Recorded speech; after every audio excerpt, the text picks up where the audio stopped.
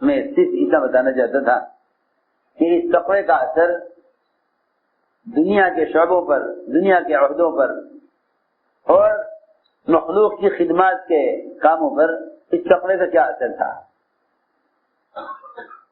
آدمی خیانت جب کرتا ہے جلد سے تقوی نکل چکا ہوتا ہے، جلد سے تقوی نکل جاتا ہے۔ صبر آدمی خیانت کرتا ہے مال میں، عہدوں میں، اپنے اختیارات کا غلط استعمال۔ بیان کو لائک، شیئر اور چینل کو سبسکرائب کرنا مت بھولیے۔ میرے محترم دوستو، بزرگوں، عزیزو، اس زمانے میں مسلمانوں میں ایک غلط فہمی یہ پیدا ہو گئی ہے کہ کلمہ لا الہ الا اللہ اس کی محنت کے میدان غیر مسلم ہیں، اس لیے کہ مسلمان خود کلمہ گو ہے، یا یہ کہ مسلمان گھرانے میں پیدا ہو رہا ہے تو وہ تو ہے ہی کلمے والا۔ اس کا نتیجہ یہ نکلا کہ مسلمانوں کی اکثریت بھی ایسی ملے گی جو کلمہ لا الہ الا اللہ کے الفاظ سے بھی واقف نہیں ہے، کیونکہ ایک ہوتا ہے قومیت کا اسلام، قومیت کا اسلام کوئی اسلام نہیں ہے، قومیت کا اسلام کوئی اسلام نہیں ہے، قومیت کا اسلام کوئی اسلام نہیں ہے۔ اسلام تو زندگی کے تمام شعبوں میں اپنے آپ کو اللہ کے حکموں کے حوالے کرنے کا نام اسلام ہے۔ تو میں نے عرض کیا کہ یہ قومیت کا اسلام، کہ مسلمان یہ سمجھے کہ چونکہ میں مسلمان گھر میں پیدا ہوا ہوں اس لیے مسلمان ہوں، حالانکہ مسلمان کے مسلمان ہونے کے لیے اسلامی گھر میں پیدا ہونا اصل نہیں ہے، بلکہ اللہ رب العزت کسی انسان کو غیر مسلم پیدا ہی نہیں کرتے۔ اللہ تعالیٰ کسی انسان کو غیر مسلم پیدا ہی نہیں کرتے۔ ساری دنیا میں انسان پیدا ہوتے ہیں، سب کے سب مسلمان پیدا ہوتے ہیں، اللہ تعالیٰ کسی کو غیر مسلم پیدا نہیں کرتے، اس لیے کہ انسان کی تخلیق کی بنیاد عبادت ہے۔ یہ تو نہیں کہ مسلمان عبادت کے لیے ہے، یہ تو نہیں کہ محض مسلمان عبادت کے لیے ہے، وہ تو تخلیق انسانی عبادت کے لیے ہے، تخلیق انسانی عبادت کے لیے ہے۔ جب انسان کا وجود عبادت کے لیے ہے، اس کی تخلیق عبادت کے لیے ہے، تو اس کی کہاں گنجائش ہے کہ یہ کہا جائے کہ یہ عبادت کے لیے ہیں، مسلمان ہیں، یہ عبادت کے لیے نہیں کہ جو غیر مسلم ہیں۔ معلوم ہو گیا کہ تخلیق انسانی کی بنیاد عبادت ہے، تو اللہ نے کسی مسلمان کو، کسی انسان کو غیر مسلم پیدا نہیں کیا۔ تو لوگ سمجھتے ہیں کہ کلمہ لا الہ الا اللہ اس کا حقدار، اس کی محنت کا میدان غیر مسلم ہیں، کیونکہ مسلمان تو کلمے والا ہے۔ حالانکہ اللہ تعالی مسلمان کو اس کلمہ لا الہ الا اللہ کا زیادہ حقدار، اور اللہ تعالیٰ قرآن میں اس کو کلمے کا اہل فرما رہے ہیں۔ الزمہم کلمۃ التقوی وکانوا احق بہا واہلہا، کہ ایمان والے کلمہ لا الہ الا اللہ کے زیادہ اہل اور زیادہ حقدار ہیں۔ کیوں؟ اس لیے کہ اس کلمہ لا الہ الا اللہ کو قرآن میں تقوی کا کلمہ کہا ہے، قرآن میں تقوی کا کلمہ۔ اور یہ بات یاد رہے کہ تقوی مومن کی شان ہے، تقوی مومن کی شان ہے، اور ساری نیکیاں جتنی بھی ہیں، چھوٹی یا بڑی، ان ساری نیکیوں کا مدار تقوی پر ہے، تمام نیکیوں کا مدار تقوی پر ہے۔ التقوی ملاک الحسنات، ساری نیکیوں کا مدار تقوی پر ہے، بغیر تقوی کے کوئی عمل قبول نہیں ہوگا۔ کیوں؟ اس لیے کہ اگر تقوی نہ ہوا تو یہ تو اس کے عمل میں ریا داخل ہوگا، یہ مخلوق سے گناہ چھپانے کو تقوی سمجھے گا، مخلوق سے گناہ چھپانے کو تقوی سمجھے گا۔ حالانکہ تقوی اللہ تعالی سے تنہائی میں ڈرنے کو کہتے ہیں، تقوی اللہ تعالی سے تنہائی میں ڈرنے کو تقوی کہتے ہیں۔ اللہ سے تنہائی میں ڈرنے کا نام تقوی ہے۔ کہ اللہ تعالیٰ سے تنہائی میں ڈرنے کا نام تقویٰ ہے. اس لیے فرمایا کہ تقویٰ مومن کی شان ہے. اور یہ کلمہ لا الہ الا اللہ تقوی کا کلمہ ہے. مومن اس کا زیادہ حقدار ہے. مومن اس کا زیادہ حقدار ہے کہ مومن اس تقوی کے کلمے کا زیادہ حقدار ہے کہ تقوی مومن کی شان ہے. اس لیے اللہ تعالی نے مسلمان کے امتیاز کے لیے اور غیروں سے مسلمانوں کو چھانٹنے کے لیے اللہ نے تقوی کو شرط قرار دیا ہے. ان تتقوا اللہ یجعل لکم فرقانا. ان تتقوا اللہ یجعل لکم فرقانا کہ مسلمانوں کے امتیاز کے لیے اور مسلمانوں کے غیروں کے درمیان مسلمان کو چھانٹنے کے لیے اللہ نے تقوی کو شرط قرار دیا ہے. ان تتقوا اللہ یجعل لکم فرقانا کہ اگر تم میں تقوی ہے تو اللہ تعالیٰ تمہیں غیروں سے چھانٹ کر الگ رکھیں گے. اور اگر تمہیں تقوی نہیں ہے تو تم مسلمان غیروں کے درمیان ممتاز نہیں ہو سکتے.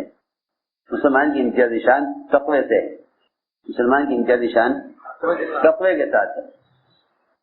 اس لیے کہ میں نے عرض کیا کہ تقوی اللہ تعالیٰ سے تنہائی میں ڈرنے کو کہتے ہیں. تقوی اللہ تعالیٰ سے تنہائی میں ڈرنے کو کہتے ہیں. ایک نوجوان تھا جس کی عبادت اور جس کا مسجد وقت گزارنا حضرت عمر کو بہت پسند تھا.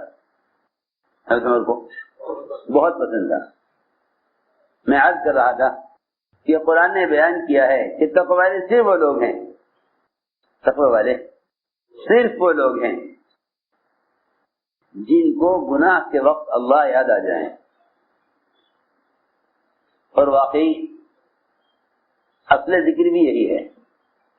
اصل ذکر بھی یہی ہے. نماز میں اللہ یاد آ جائیں یہ کمال نہیں. نماز میں اللہ یاد آ جائیں یہ کمال نہیں. نماز میں اللہ یاد آ جائیں یہ کمال نہیں. ذکر کرتے ہوئے اللہ یاد آ جائیں یہ کمال نہیں. میری بات توجہ سے سننا. نماز میں اللہ یاد آ جائیں یہ کمال نہیں. کیونکہ میں ایک عرض کر رہا ہوں ایک بات. آپ کسی شخص سے ملاقات کریں اور اس کے آمنے سامنے روبرو بالکل اور اس کے بالکل قریب کھڑے ہو کر آپ اس سے باتیں کریں تو کیا یہ کمال ہے کہ آپ کے اندر اس وقت اس آدمی کا خیال اور دھیان ہے جس سے آپ بات کر رہے ہیں؟ کیوں؟ اس لیے کہ آپ اس کے سامنے کھڑے ہیں، قریب ہیں، وہ آپ کو دیکھ رہا ہے اور آپ اس کو دیکھ رہے ہیں. تو ایسے موقع پر اس سامنے والے آدمی کا دھیان لانا کوئی کمال ہے؟ ارے بھائی آنا تو کرو کچھ. میری بات توجہ چاہے گی بہت. ہاں کوئی آدمی آپ کے سامنے نہیں ہے، آپ اس سے دور ہیں، تب تو آپ اس کا دھیان لانے کی کوشش کریں گے. لیکن اگر کوئی آدمی آپ کے سامنے کھڑا ہے اور آپ اس سے بات کر رہے ہیں آمنے سامنے روبرو بغیر کسی رکاوٹ کے، تو آپ کے لیے اس کا دھیان لانا کوئی مشکل نہیں ہے. میں عرض کرنا چاہتا ہوں ذکر کرنے والا، تلاوت کرنے والا، نماز پڑھنے والا، دعا مانگنے والا کہیں کہ یہ تو سارے خود ذکر کے اعمال ہیں. یہ سب ذکر کے اعمال ہیں. کیونکہ نماز پڑھنے والا اللہ تعالیٰ کے اتنا زیادہ قریب ہوتا ہے کہ اس قرب کی مثال معراج سے دی گئی ہے. قرب کی مثال معراج سے دی گئی اور کسی عمل میں قرب کی مثال معراج سے نہیں دی گئی. صرف نماز میں اللہ کے قرب کی مثال کسے دی گئی ہے؟ معراج. اور معراج وہ محمد صلی اللہ علیہ وسلم کے اللہ کی جناب میں سب سے زیادہ قرب کا موقع ہے. اللہ کی جناب میں سب سے زیادہ، بہت توجہ سے بات سننا، اللہ کی جناب میں سب سے زیادہ قرب کا موقع نماز ہے. فرمایا کہ مومن کی معراج نماز ہے. مومن کی معراج کہ نماز انتہائی قرب کا موقع ہے. اس کو میں کہہ رہا ہوں کہ اگر نماز میں اللہ کا دھیان آ جائے تو کوئی کمال کی بات، کوئی کمال کی بات نہیں، کیونکہ معراج اور معراج تو انتہائی قرب اور ملاقات کا موقع ہے. ذکر میں اللہ کا دھیان آ جائے کوئی کمال کی بات نہیں. آپ وزیر کا نام لیتے ہیں تو مزاج کے سارے اختیارات آپ کے ذہن میں آ جاتے ہیں. کون وزیر ہے اس فقیر کا نام بھی ذہن میں آ جائے گا، اس کے اختیارات کا تصور بھی ہوگا. اس لیے اللہ کا نام لیتے ہوئے، اللہ کا ذکر کرتے ہوئے اللہ کا دھیان آ جانا کوئی کمال کی بات نہیں ہے. سنو غور سے بات. اصل ذکر یہ ہے، اصل ذکر یہ ہے کہ گناہ کے وقت اللہ یاد آ جائیں. اصل ذکر کیا ہے؟ اصل ذکر یہ ہے کہ گناہ کے وقت اللہ یاد آ جائے. جتنے بھی اللہ کے ذکر کے اعمال ہیں،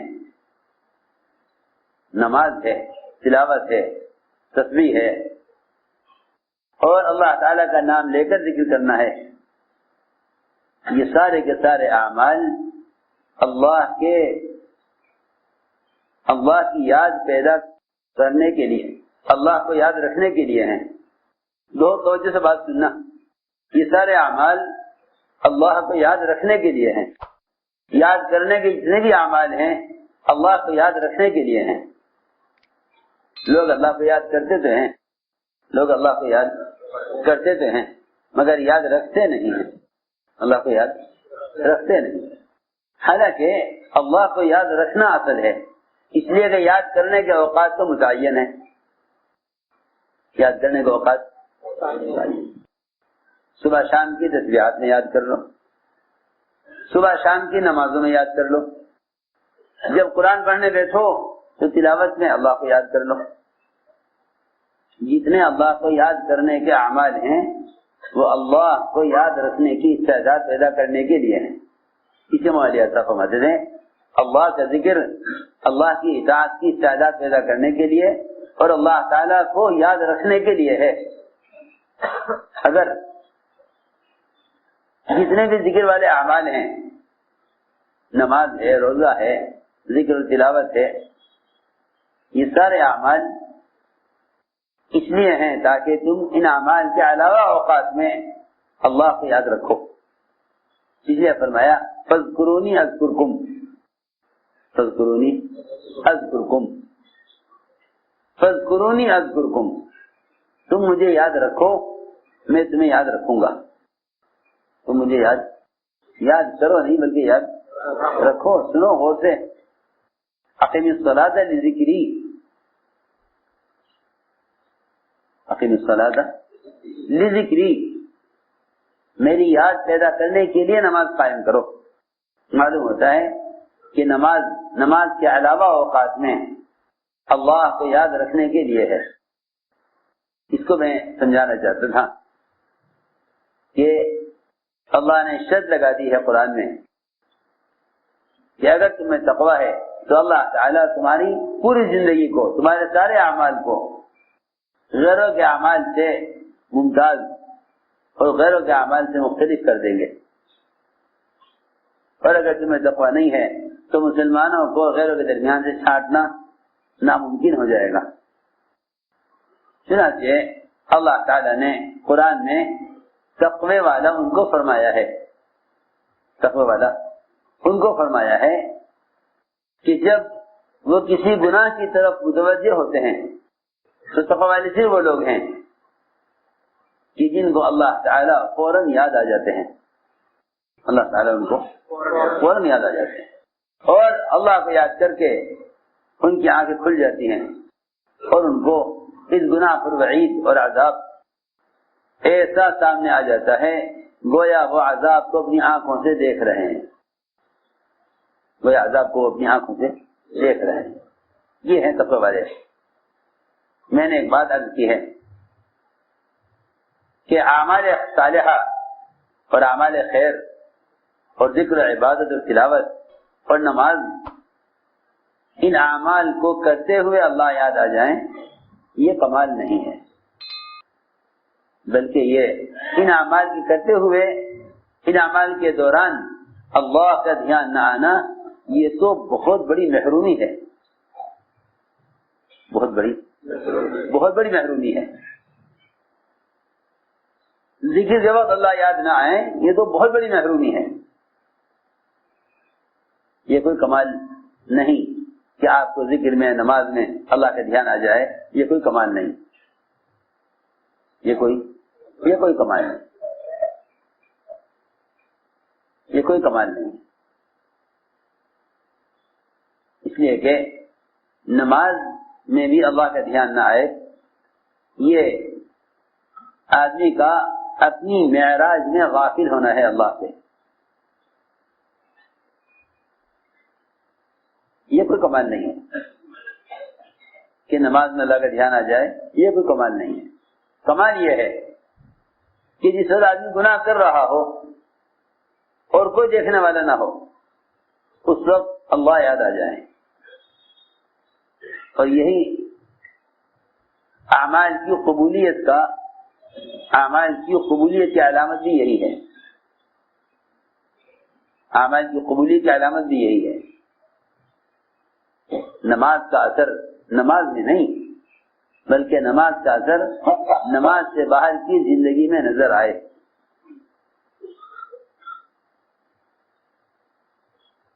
نماز کا اثر نماز میں نہیں، نماز کا اثر نماز سے باہر کی زندگی میں نظر آئے، یہی مطلب ہے اس کا کہ تمہاری نماز کا کمال یہ ہے کہ تمہیں یہ نماز گناہ کے وقت گناہ سے روک دے، گناہ کے وقت گناہ سے روک دے، تمہاری نماز کو منکر سے روک دے۔ میں نے عرض کیا کہ تقوی والے صرف وہ لوگ ہیں کہ جن کو گناہ کرنے کے وقت اللہ یاد آ جائیں، تقوی والے صرف وہ لوگ ہیں جنہیں گناہ کے وقت اللہ یاد آ جائے۔ چنانچہ یہ نوجوان جس کی عبادت حضرت عمر کو بڑی پسند تھی، وہ غائب ہو گیا، وہ کہیں غائب ہو گیا۔ حضرت عمر نے فرمایا، ارے وہ نوجوان کہاں ہے جو اکثر مسجد میں رہتا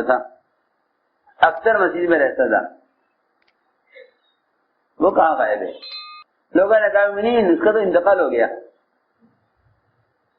اس کا انتقال ہو گیا۔ حضرت عمر نے فرمایا کہ تم نے مجھے کیوں نہیں خبر کی؟ میں اس کے جنازے پر میں شرکت کرتا، لوگوں نے کہا منین اس کا انتقال رات کو ہوا تھا، آپ آرام کر رہے تھے،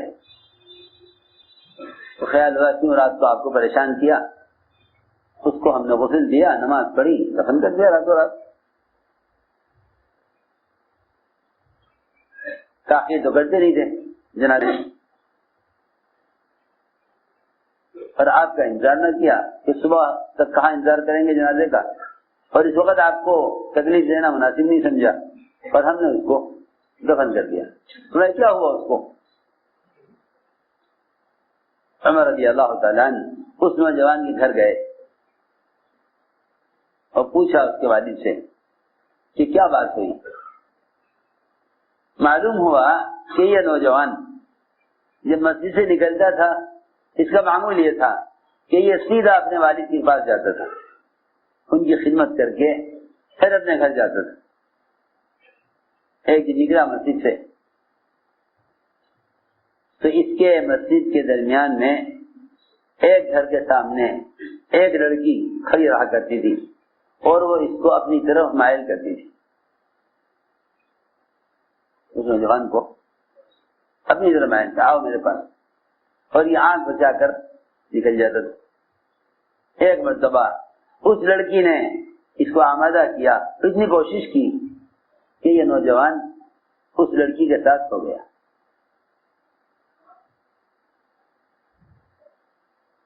چلتا رہا. جب لڑکی گھر پہنچا، لڑکی اندر داخل ہو گئی، یہ دروازے کے قریب ہی تھا کہ اس کو اچانک خیال آیا کہ تقوی والے تو وہ لوگ ہیں، تقوی والے تو وہ لوگ ہیں کہ جب شیاطین ان کو کسی گناہ پر آمادہ کرتے ہیں تو ان کو اللہ یاد آ جاتے ہیں، ان کو اللہ یاد آ جاتے ہیں کہ جب ان کو شیاطین کسی گناہ پر آمادہ کرتے ہیں تو اللہ ان کو یاد آ جاتے ہیں. فَإِذَا هُمْ مُبْصِرُونَ، تو ان کی آنکھیں کھل جاتی ہیں، ان کی آنکھیں کھل جاتی ہیں، انہیں اللہ یاد آ جاتے ہیں گناہ کے وقت. چنانچہ جیسے اس نوجوان کو یہ قرآن کی آیت اس کی زبان پر آئی، یہ نوجوان اللہ کے خوف سے بے ہوش ہو گیا. یہ نوجوان اللہ کے خوف سے بے ہوش ہو گیا. لڑکی نے انتظار کیا اندر کہ کہاں رہ گیا. دروازہ کھولا، دیکھا تو وہ گھر کے سامنے بے ہوشی کی حالت میں پڑا ہوا. لڑکی نے اپنے غلاموں کو بلایا، نوکروں کو کہا کہ اس کو اٹھاؤ اور اس کو اٹھا کر لے جا کر اس کے والد کے دروازے پر پہنچا گیا. اٹھا کر لے گئے، بے ہوشی کی حالت میں لے جا کے وہاں ڈال کر آ گئے. روایت میں ہے باپ نے انتظار کیا کہ آج بیٹا کیوں نہیں آیا. تلاش میں نکلے، دروازہ کھولا تو سامنے بے ہوشی کی حالت میں بیٹا پڑا ہوا تھا. اٹھا کر اندر لے گئے، ہوش میں لائے کسی طرح. پوچھا کیا ہوگا؟ اس بیٹے نے سارا قصہ سنایا کہ مجھے لڑکی نے آمادہ کیا اور میں آج اس کے ساتھ اس کے گھر تک گیا. اس کے گھر کے دروازے پر جا کر مجھے قرآن کی ایک آیت یاد آئی. باپ نے پوچھا بیٹے سے وہ کیا آیت تھی؟ اس نے کہا قرآن میں ہے ان الذین اتقوا اذا مسهم طائف من الشیطان تذکروا، کہ تقوی والے تو وہی لوگ ہیں کہ جب شیاطین کو کسی گناہ میں مبتلا کرتے ہیں تو ان کو اللہ یاد آ جاتے ہیں، اس سے ان کی آنکھیں کھل جاتی ہیں. یہ قرآن کی آیت پڑھی، یہ قرآن کی آیت پڑھی اور نوجوان دوبارہ بے ہوش ہو گیا. اس کے باپ نے سنایا، پھر ہم نے اس کو ہوش لانے کی کوشش کی لیکن وہ اسی میں وفات پا گیا. اسی میں حضرت عمر نے فرمایا اس کے والد سے کہ دیکھو بات میں خوشخبری سناتا ہوں. اس کے باپ سے کہا میں تمہیں خوشخبری سناتا ہوں کہ جو شخص اللہ کے سامنے پیشی سے ڈرتا ہے اور اپنے گناہ کر کے اس طرح شرمندہ اور پریشان ہوتا ہے، اللہ تعالی کے یہاں اس کے لیے جنت کے 2 باغ ہیں. اس کے لیے جنت کے 2 باغ ہیں. عمر رضی اللہ تعالیٰ عنہ صحابہ کو لے کر گئے قبرستان اس کی قبر پر، اور قبر پر کھڑے ہو کر عمر رضی اللہ تعالیٰ عنہ نے کہا لوگوں سے کہا عمر رضی اللہ تعالیٰ عنہ نے کہ جو شخص اللہ کی وعید سے ڈرتا ہے اور اس کی وعید کی وجہ سے گناہ سے بچ جاتا ہے، اس کی وعید کی وجہ سے گناہ کو چھوڑ دیتا ہے اور گناہ سے بچ جاتا ہے باوجود گناہ پر قدرت ہونے کے، اللہ تعالی اس کو جنت کے 2 باغ عطا فرماتے ہیں.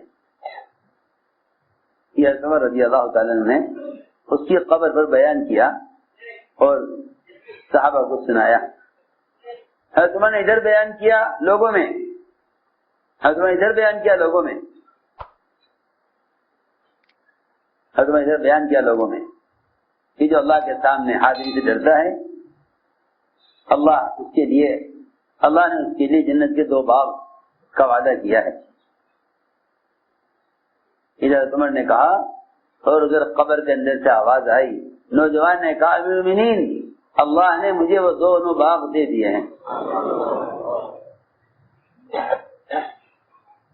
قبر کے اندر سے آواز آئی نوجوان کی کہ میں نے دونوں باغ پا لیے جنت کے، جو جن کا وعدہ اللہ تعالیٰ نے گناہ کرنے میں ڈرنے پر اللہ نے وعدہ کیا ہے، وہ دونوں باغ مجھے مل گئے. میرے دوستو عزیزو، انما یتقبل اللہ من المتقین، اللہ تعالیٰ انہی کا عمل قبول کرتے ہیں جو عمل کرنے میں اللہ سے ڈرتے ہیں. سوچو تو صحیح، کہاں صحابہ کہ نیک اعمال کر کے ڈرتے تھے اور ہم گناہ کر کے نہیں ڈرتے. وہ نیک اعمال کر کے ڈرتے تھے، وہ نیک اعمال کر کے ڈرتے تھے، نیک اعمال کر کے ڈرتے تھے. ہم گناہ کر کے نہیں ڈرتے. وہ نیک اعمال کر کے ڈرتے تھے اور اتنا نیک اعمال کر کے ڈرتے تھے کہ اللہ تعالیٰ ان کے اعمال کو کامل کر کے اور ان کے اعمال کو اللہ رب العزت ان کے اعمال کو عمدہ طریقے سے قبول فرماتے تھے، اس لیے کہ وہ عمل کر کے ڈرتے تھے کہ اللہ کے یہاں یہ عمل پیش کرتے ہوئے ڈر لگتا ہے کہ اللہ کی شان کے مطابق ہے یا نہیں. اس لیے فرمایا کہ کلمہ لا الہ الا اللہ یہ تقوی کا کلمہ ہے، اور تقوی اللہ تعالیٰ سے تنہائی میں ڈرنے کو کہتے ہیں. اس لیے میں نے عرض کیا کہ اس ایمان کی صفت اور اس تقوی کی صفت کی وجہ سے زندگی کے تمام شعبوں میں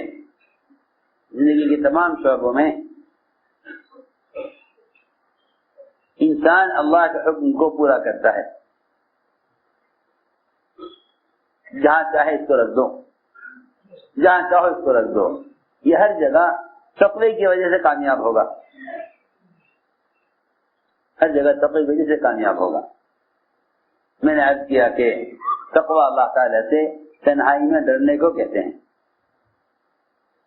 اور گناہ کرنے میں اللہ کے غیر کا خیال آنا یہ تقوی کے خلاف ہے. گناہ کرنے میں مخلوق کا خیال آنا، گناہ کرتے ہوئے مخلوق کا خیال آنا تقوی کے خلاف ہے. گناہ کرتے ہوئے مخلوق کا خیال آنا یہ تقوی کے خلاف ہے. گناہ کرتے ہوئے مخلوق کا خیال آنا تقوی کے خلاف ہے. کیوں؟ اس لیے کہ تقوی صرف اللہ سے ڈرنے کا نام ہے، مخلوق سے ڈرنے کا نام تقوی نہیں ہے. مخلوق سے ڈرنے کا نام تقوی نہیں ہے. تقوی صرف اللہ سے ڈرنے کا نام ہے. گناہ کرتے ہوئے اللہ کا خیال آنا یہ تقوی کی علامت ہے، اور جس نے گناہ کرتے ہوئے مخلوق سے دیکھنے کا خیال آئے اس کے دل میں تقوی نہیں ہے. اس لیے کہ تقوی صرف اللہ سے ڈرنے کا نام ہے.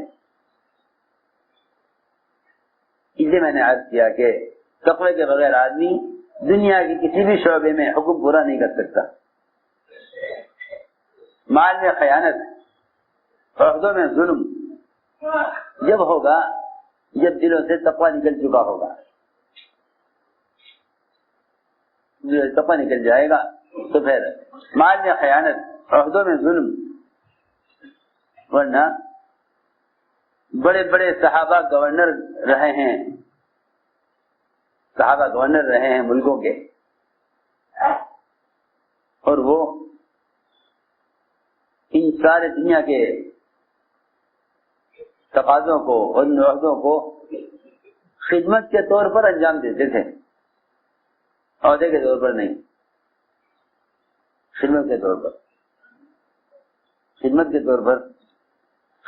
طور پر انجام دیتے تھے، عہدے کے طور پر نہیں. عمر رضی اللہ تعالی عنہ جب کسی کو عہدہ دیتے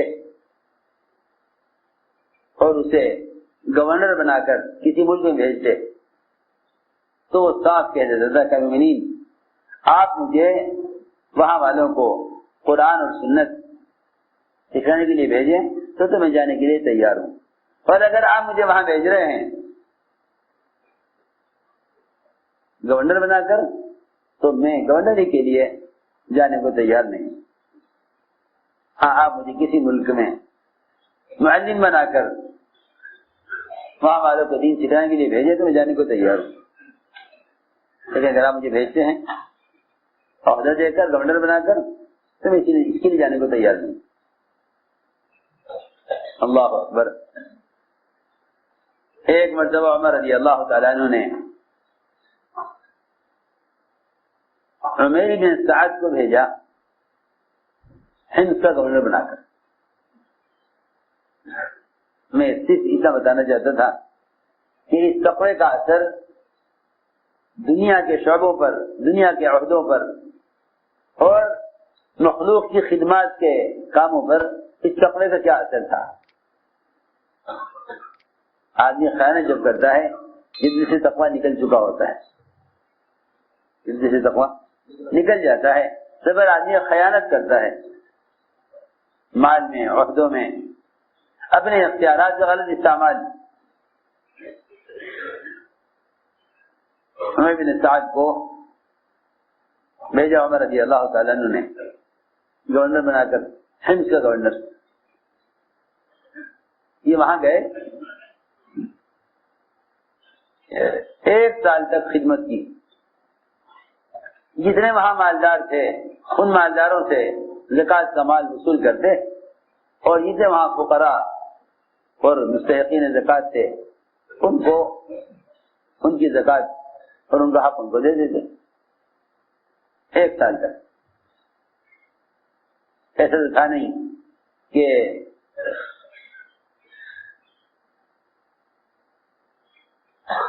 آدمی زکوٰۃ کا مال لے کر خیر کے کام تلاش کرے، بلکہ لوگ زکوٰۃ دینے کے بعد پاس کیے ہوئے مال کو خرچ کرنے کے لیے خیر کے کام تلاش کرتے تھے. مسجد کہاں بنواؤں، مدرسہ کہاں قائم کروں، اور خیر کے کام بہت ہیں، کہاں کہاں خرچ کروں. مال کو زکوٰۃ دے کر پاک کرتے تھے اور پاک کرنے کے بعد پھر اس کو خیر کے راہوں میں خرچ کرتے تھے. یہ نہیں کہ پاک کیے ہوئے مال کو خواہش پر اور زکوٰۃ جو مال کا میل ہے اس کو کسی خیر کے کام پر خرچ کر دیں، بلکہ پاک کیے ہوئے مال کو خیر کے کاموں پر اور زکوٰۃ جو مال کا میل ہے اس کو کسی مستحق پر خرچ کرتے تھے تلاش کر کے. دور صحابہ میں زکوٰۃ دینے والا مستحق کو ایسے تلاش کرتا تھا جیسے نماز کے لیے وضو کرنے والا شخص پانی تلاش کرتا ہے کہ مجھے پانی کی تلاش ہے تاکہ وضو کروں، نماز ادا کرنی ہے. ایسے ہی زکوٰۃ ادا کرنے والا مستحق کو تلاش کرتا تھا جیسے نماز پڑھنے والا آدمی پانی کو تلاش کرے نماز کی ادائیگی کے لیے. ایسے وہ مستحقین کو تلاش کرتے تھے. معمول یہ تھا کہ مالداروں سے زکوٰۃ وصول کی اور لے کر فقراء میں اور غربا میں تقسیم کر دی. 1 سال تک حکومت نے انتظار کیا ان کا کہ اب کوئی زکوٰۃ کا مال جمع کر کے یہاں بھیجے ہیں میرے پاس مدینہ منورہ میں، لیکن 1 سال تک حضرت عمر بن سعد نے کوئی خبر نہیں دی. 1 سال تک کوئی خبر نہیں. عجیب ان کے تقوی کا قصہ ہے یہ. عمر رضی اللہ تعالیٰ عنہ نے 1 سال انتظار کرنے کے بعد ساتھیوں سے یہ کہا کہ ایسا معلوم ہوتا ہے کہ یہ سارا مال وہاں جمع کر رہے ہیں، یہاں کی نہیں بھیجتے، اور یہ زکوٰۃ کے مال میں خیانت کر رہے ہیں. عمر رضی اللہ عنہ نے خط لکھا ان کو، اور خط میں یہ لکھا کہ میرا خط پڑھتے ہی مدینہ منورہ کی طرف روانہ ہو جانا. چنانچہ انہوں نے حضرت عمر کا خط پڑھا. اتنی اطاعت تھی کہ عمر رضی اللہ عنہ خط پڑھنے کے بعد ہاتھ سے رکھا نہیں کہ خط میں لکھا ہوا تھا کہ خط پڑھنے کے بعد اس خط کو ہاتھ سے رکھنے سے پہلے میری طرف روانہ ہو جانا. اب اتنا جلدی حکم پورا کرنا مدینے کی طرف روانہ ہونے کے لیے، ظاہر بات ہے اس کے لیے کوئی انتظار کرنا پڑتا، سواری کا انتظام اچانک کرنا، حکم آتے ہی. روایت میں ہے انہوں نے صرف اتنا کیا کہ خط تو نہ رکھا ہاتھ سے، لیکن دوسرے ہاتھ سے اپنا تھیلا اور لاٹھی اٹھائی اور مدینہ منورہ کے لیے حمص سے روانہ ہو گئے. ریکنسٹرکشن آف امہ دہلی مرکز 2000 کلومیٹر یہ روانہ ہو گئے. پیدل چل کر مدینہ پہنچے، جا کے اکبر کے سامنے حاضر ہوئے. اکبر نے دیکھ کر پہچان لیا. اکبر نے فرمایا کہ اے عمیر، یہ تم نے کیا حالت کی ہوئی ہے؟ بال بچھڑے ہوئے ہیں، غبار آلود ہو، کیا حشر کیا ہوا ہے اپنا؟ عمیر نے کہا کہ امیر المؤمنین، آپ میرا حشر کیا دیکھ رہے ہیں؟ میرا بدن، میرے بدن کا خون مسلمانوں کے مال سے پاک ہے. کیا کمی ہے؟ میرا بدن مسلمانوں کے مال سے پاک ہے، میرا خون پاک ہے ان کے مال سے، اور میرا بدن تندرست ہے، صحیح ہے. کیا بات ہے؟ فرمایا عمر نے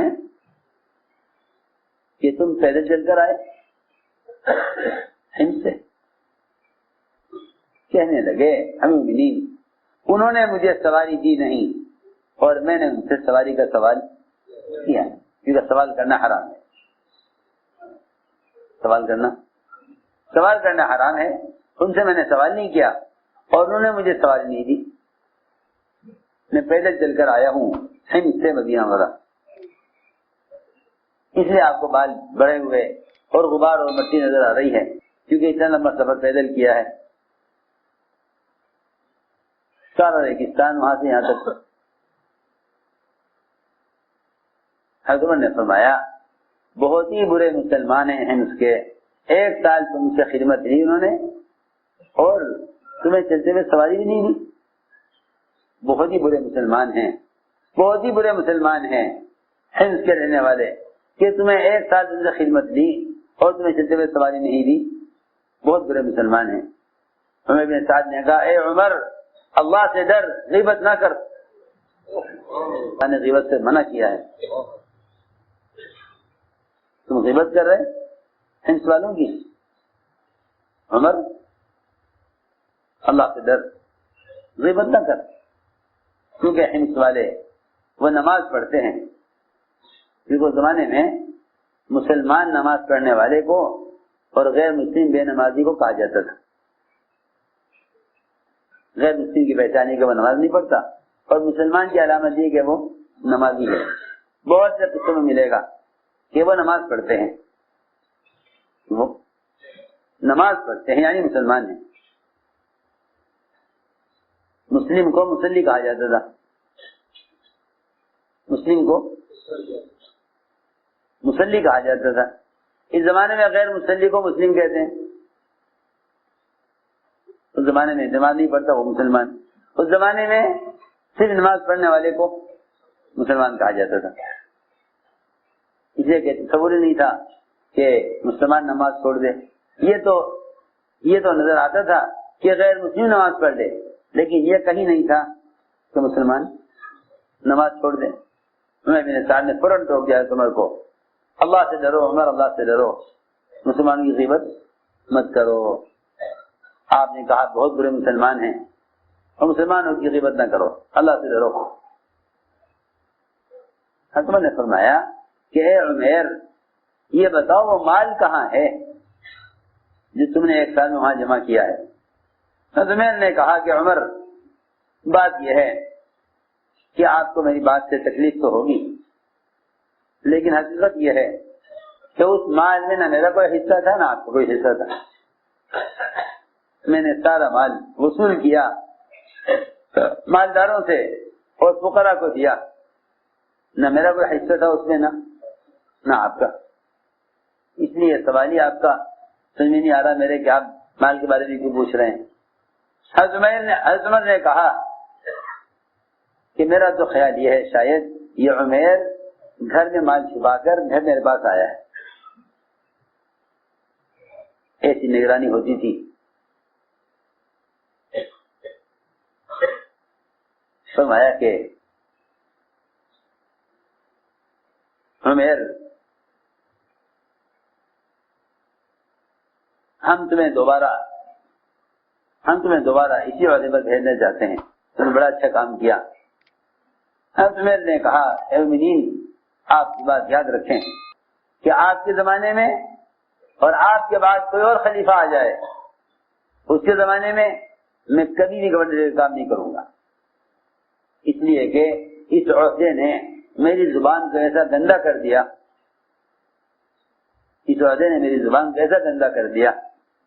کہ اس عہدے کی وجہ سے ہی میں نے ایک یہودی کو گالی دے دی تھی. حالانکہ ایک یہودی کو میں نے گالی دی تھی. گالی بھی کیا دی تھی؟ ایک یہودی کے لیے کہہ دیا تھا اللہ تجھے رسوا کرے. حالانکہ اللہ کی طرف سے رسوائی اور لعنت کا ان سے بڑھ کر کون حقدار ہوگا؟ میں نے ایک یہودی کو کہہ دیا تھا اخلاق اللہ تجھے رسوا کرے. اور یہ گالی بھی یہودی کے لیے میری زبان پر صرف اس لیے آ گئی کہ آپ نے مجھے یہ عہدہ دے دیا. اگر یہ عہدہ میرے پاس نہ ہوتا تو پھر کہاں ہمت تھی کہ میں کسی کو برا کہتا. میرے اندر بڑائی پیدا ہوئی اپنے عہدے سے. اس عہدے کی وجہ سے میں نے ایک یہودی کو گالی دے دی. اس لیے میں نے تو طے کر لیا ہے کہ آپ کے بعد کوئی اور خلیفہ آ جائے میں کبھی بھی گورنر نہیں بنوں گا. اور یہ بھی کہا کہ اے عمر اگر میں اچھا ہوتا کہ میں آپ کے خلیفہ بننے سے پہلے دنیا سے چلا جاتا. جیسے پکو والے تھے کہ میں آپ کے خلیفہ بننے سے پہلے ہی دنیا سے چلا جاتا. مجھے عہدہ اس لیے ملا ہے کہ میں آپ کے خلافت کے زمانے میں زندہ رہ گیا. کاش میں آپ کے خلیفہ بننے سے پہلی دنیا سے چلا جاتا تاکہ آپ مجھے گورنر نہ بناتے. اس لیے میں نے طے کر لیا ہے کہ آپ کے لیے یا آپ کے بعد آنے والے کسی خلیفہ کے لیے میں کبھی بھی گورنری کا کام نہیں کروں گا. یہ کہہ کر عمر بن سعد اپنے گھر چلے گئے. چند میل کے فاصلے پر گھر تھا ان کا مدینے سے. عمر رضی اللہ تعالیٰ عنہ نے اپنے ایک آدمی کو پکڑا. کہا کہ دیکھو تمہیں ایک کام کرنا ہے بڑی ہوشیاری سے. یہ 300 سونے کی اشرفیاں لے کے جاؤ دینار عمیر کے گھر اور جا کر چھپ کر دیکھو اس کے گھر میں رہ کر کہ اس کے گھر کے کھانا پینا عیش و آرام کیسا ہے. اگر تم دیکھو کہ گھر میں کھانا پینا اچھا ہے اور گھر کے حالات بہتر ہیں تو یہ سارا مال واپس لے آنا. کچھ مت دینا اس کو. اور دیکھنا ذرا گھر میں کیا کیا سامان ہے کتنا سامان ہے. اور اگر دیکھو تنگی ہے تو یہ مال اس کو دے دینا. حضرت عمر کا آدمی وہ مال لے کر وہاں پہنچا. جا کے کہا کہ میں آپ کے گھر میں قیام کرنا چاہتا ہوں 3 دن کے لیے. یہ کہاں سے آئے؟ کہ مدینے سے آیا ہوں. حضرت عمر کا کیا حال ہے؟ کہ ہاں ٹھیک ہے. کہا کہ اچھا بھائی آؤ ٹھہرو ہمارے گھر میں. 3 دن اس آدمی نے قیام کیا حضرت عمر کے گھر اسے حضرت عمر کے گھر میں. 3 دن کے بعد حضرت عمر نے کہا مہمان سے کہ میں اور میری بیوی 3 دن سے فاقہ کر رہے ہیں اور 1 روٹی ہمارے یہاں بنتی تھی وہ روٹی ہم آپ کو کھلا رہے ہیں. ہماری آپ سے درخواست یہ ہے کہ اب ہم سے فاقہ برداشت نہیں ہو رہا ہے. ہماری آپ سے درخواست ہے کہ آپ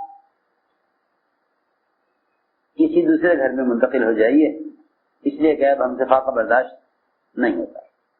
یہ سن کر حارث جو حضرت عمر نے بھیجا تھا آدمی وہ سخت پریشان ہوا اور اس نے فوراً نکالی اشرفیاں، کہا لیجیے آپ کے لیے ہدیہ بھیجا ہے عمر نے۔ حضرت عمیر نے اشرفیاں دے کر چیخ ماری اور کہا یہ مال کہ ہمیں ضرورت نہیں ہے، واپس لے جاؤ، ہمیں نہیں چاہیے،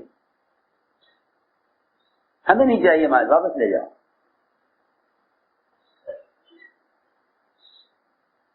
بیوی نے کہا کہ دیکھو ہمیں تو ضرورت ہے نہیں، لیکن وہ انصار اور مہاجرین جن کے باپ جنگوں میں شہید ہو گئے، ان کی اولادیں یتیم ہیں اور ان کے لیے کوئی انتظام نہیں ہے، ہمارے آس پاس کے گھروں میں ایسے انصار کی اولادیں محتاج ہیں، یہ مال لے لو، ان کا خرچ کر دیں گے۔ چنانچہ روایت میں ہے کہ حضرت عمیر نے کہا کہ لیکن اس مال کے رکھنے کے لیے گھر میں کوئی صندوق، کوئی انتظام تو ہے نہیں، کہاں میں رکھیں گے؟ کپڑا کوئی ایسا نہیں کہ اس لیے رکھا جائے۔ روایت میں ہے کہ بیوی نے اپنے کرتے کا دامن پھاڑ کر دیا کہ یہ پیسے اس میں باندھ لو۔ چنانچہ حضرت عمیر اسی وقت وہ ساری اشیاء لے کے نکلے گھر سے، اور جتنے فقراء صحابہ کی اولاد صحابہ تھی فقراء، ان میں سب میں تقسیم کرائے۔ یہ سمجھ گیا کہ یہ شاید تقسیم کرنے کے لیے نکلے ہیں۔ روایت میں ہے کہ انتظار میں تھا کہ مجھے بھی کچھ ملے گا۔ عمیر بن سعد سارے اشرفیاں تقسیم کر کے واپس آئے، مہمان کو رخصت کیا، وہ گئے عمر کے پاس۔ حضرت نے پوچھا کیا ہوا؟ کہنے لگے جی میں نے تو آپ کی امانت ان کو پہنچا دی تھی، انہوں نے کیا کیا مجھے تو معلوم نہیں، کہاں لے گئے کیا کیا۔ حضرت عمر نے پھر خط لکھا کہ عمیر خط رکھنے سے پہلے میرے پاس آ جاؤ۔ حضرت عمر خط پڑھتے ہی چلے مدینے کی طرف، وہاں پہنچے۔ حضرت عمر نے فرمایا کہ میں نے تمہیں مال بھیجا، کیا کیا ان کا؟ حضرت عمر نے کہا کہ عمر یہ کیا سوال ہے، جب تم اللہ کے لیے مال دے چکے، اللہ کے لیے مال دے چکے تو اس مال کے بارے میں سوال کرنے کا تمہیں کیا حق ہے؟ آپ نے مجھے دیا، میں نے جو چاہا کیا، آپ کی اس میں آپ کی کیا مطلب اس سے؟ آپ دے چکے، میں جو چاہوں کروں۔ حضرت عمر نے فرمایا کہ عمیر میں تمہیں قسم دے کر کہتا ہوں کہ مجھے بتانا پڑے گا تم نے اس مال کا کیا کیا۔ حضرت عمر نے فرمایا قدمتها للآخرہ، میں نے تو وہ مال آخرت کے لیے آگے بھیج دیا، وہاں مجھے کام آئے گا، یہاں تو ضرورت صحیح ہو رہی جیسی ہو رہی، وہاں کام آئے گا۔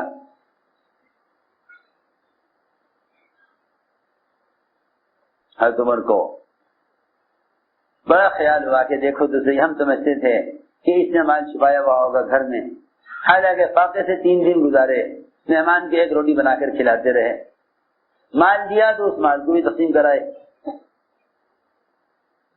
حضرت عمر نے فرمایا اپنے آدمی سے کہ آؤ اس کے لیے کھانے کا اور کپڑے کا انتظام کرو۔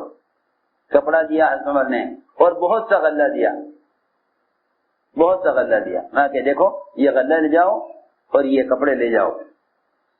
فرمایا حضرت عمر نے کہ عمر غلے کی مجھے ضرورت نہیں ہے، کھانے کی ضرورت نہیں ہے، اس لیے کہ جب میں گھر سے چلا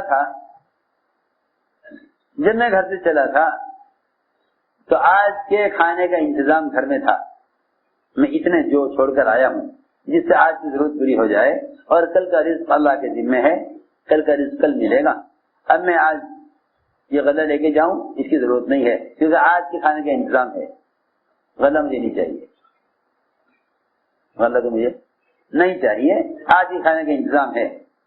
ہاں البتہ میری بیوی ننگی ہے، کپڑے اس کے پاس پہننے کو نہیں ہے، میں کپڑا لے لیتا ہوں۔ وہاں سے لے کر حضرت عمر اپنے گھر واپس گئے۔ چند دن گزرے تھے کہ ان کا انتقال ہو گیا۔ حضرت عمر رضی اللہ تعالیٰ عنہ کو ان کے انتقال کا بڑا صدمہ ہوا۔ سارا واقعہ عمر بن سعد کے تقوی پر عرض کر رہا ان کا انتقال ہو گیا، جنازہ لایا گیا مدینہ منورہ میں، بقیع میں جنازہ رکھا ہوا تھا، سارے صحابہ جمع تھے۔ حضرت عمر نے فرمایا تمام صحابہ سے کہ آج تم لوگ تمنائیں کرو، تمہاری کیا تمنا ہے؟ بعض کھڑے ہوئے اور کہا نہیں، ہماری تمنا تو یہ ہے، ہماری تمنا تو یہ ہے کہ ہمارے پاس گھر بھر کر مال ہو، وہ سارا مال ہم راہ خدا میں خرچ کر دیں۔ ایک نے کہا کہ میرے پاس اتنے اتنے غلام ہوں، ان سارے غلاموں کو اللہ کی رضا کے لیے آزاد کر دوں۔ بعض نے کہا کہ ہمارے پاس ایسی جسمانی قوت ہو کہ سارے آنے والے حاجیوں کو زمزم کے کنویں سے پانی کھینچ کر سب کو پلائیں۔ یہ مختلف تمنائیں کی لوگوں نے۔ حضرت نے فرمایا کہ تم سب تمنائیں کر چکے ہو؟ سب نے کہا آمین، ہم تمنا کر چکے ہیں۔ حضرت نے فرمایا میری دلی تمنا یہ ہے، میری دلی تمنا یہ ہے کہ میرے پاس عمیر جیسے متقی اور امانت دار لوگ ہوں کہ جن کے ذریعے میں مسلمانوں کے کاموں میں ان سے مدد لوں، میں ان کو مسلمانوں کے کاموں میں مدد لوں۔ مجھے ایسے تقوی والے لوگ چاہیے مسلمانوں کے کاموں کے لیے اور عہدے اور منصب اور مسلمانوں کی خدمت کے لیے مجھے ایسے امانتدار لوگ چاہیے، یہ میری تمنا ہے۔ تو میں نے عرض کیا کہ آدمی دنیا کے کسی بھی شعبے میں تقوی کے بغیر نہیں چل سکتا، تقوی کے بغیر نہیں چل سکتا۔ اسے میں نے عرض کیا کہ آدمی کو زندگی کے ہر شعبے میں تقوی ہی اس کو خیانت سے محفوظ رکھ سکتا ہے۔ یہ صحابہ اکرام کے تقوی کے واقعات اس لیے بیان کیے گئے تاکہ ان واقعات سے ہمارے اندر تقوی پیدا ہو، ان واقعات سے ہمارے اندر تقوی کی صفت پیدا ہو۔ میں نے عرض کیا کہ تقوی اللہ سے تنہائی میں ڈرنے کو کہتے ہیں، تقوی اللہ سے تنہائی میں ڈرنے کو کہتے ہیں۔ عمر رضی اللہ تعالیٰ عنہ اتنا بچتے تھے اجتماعی مال سے، ایک مرتبہ بیمار ہو گئے، بیمار ہو گئے۔ طبیب نے کہا کہ آپ شہد استعمال کریں، شہد تھا نہیں، شہد ملا نہیں، اور بیت المال میں شہد رکھا ہوا تھا، مسلمانوں کا بیت المال، بیت المال میں شہد رکھا ہوا تھا۔ حضرت عمر نے سارے مسلمانوں کو جمع کیا، مسلمانوں کو جمع کیا مسجد میں، اور خود بیٹھے منبر پر اور لوگوں سے کہا کہ اے لوگوں، میں بیمار ہوں اور طبیب نے میرے لیے شہد استعمال کرنا تجویز کیا ہے، اور شہد بیت المال میں موجود ہے، اگر تم سب کی اجازت ہو، اگر تم سب کی اجازت ہو تو میں وہ شہد استعمال کر سکتا ہوں، اور اگر تم لوگ اجازت نہیں ہے تو اس شہد کا میرے لیے استعمال کرنا حرام ہے۔ لوگوں نے کہا ہم خوشی سے اجازت دیتے ہیں آپ کو کہ آپ بیت المال سے شہد علاج کے لیے استعمال کر لیجیے۔ ایسا ہی خود بچتے تھے مال سے تقوی کے ذریعے، ایسے اپنے گھر والوں کو بچاتے تھے۔ بحرین سے مال آیا، سونا، بحرین سے سونا آیا حضرت عمر کے پاس،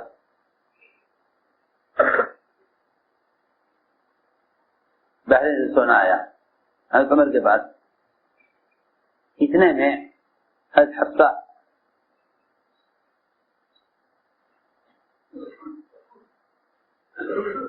انہوں نے کہا کہ اس میں سے کچھ مال ہمیں ملے گا؟ حضرت عمر کو غصہ آ گیا، حضرت عمر کو غصہ آ گیا، فرمایا جا اپنی ماں کے پاس تو یہ ستو گھول کے پلائے گی.